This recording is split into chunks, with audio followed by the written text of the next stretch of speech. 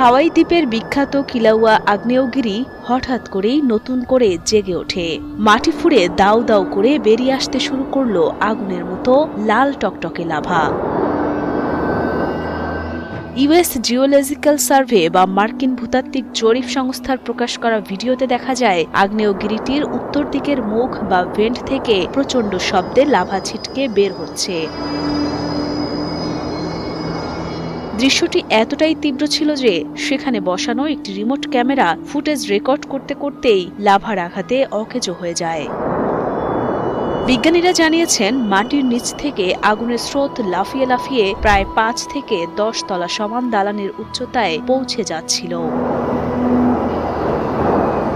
প্রকৃতির এক অদ্ভুত ভয়ঙ্কর সুন্দর দৃশ্যটি দেখা যায় গত ৬ ডিসেম্বর শনিবার হাওয়াই ভলকানোস ন্যাশনাল পার্কের ভেতরে অবস্থিত হালে মাউমাউ জ্বালামুখে। পার্কের এই অংশটি সাধারণ মানুষের জন্য বন্ধ রাখা হয়েছে, তাই বড় কোনো বিপদের আশঙ্কা নেই। তবে আগ্নেয়গিরির গর্জন আর মাটির কম্পন ঠিকই টের পাওয়া গেছে।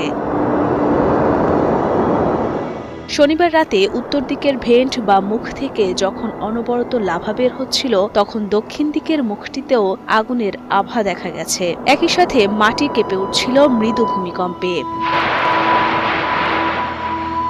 ২০২৪ সালের ২৩ ডিসেম্বর থেকে এই কিলাউয়া আগ্নেয়গিরিটি থেমে থেমেই অগ্নিপাত ঘটাচ্ছে। এটি বিশ্বের সবচেয়ে সক্রিয় আগ্নেয়গিরিগুলোর মধ্যে একটি, তাই বিজ্ঞানীরা সবসময় এর ওপর নজর রাখেন।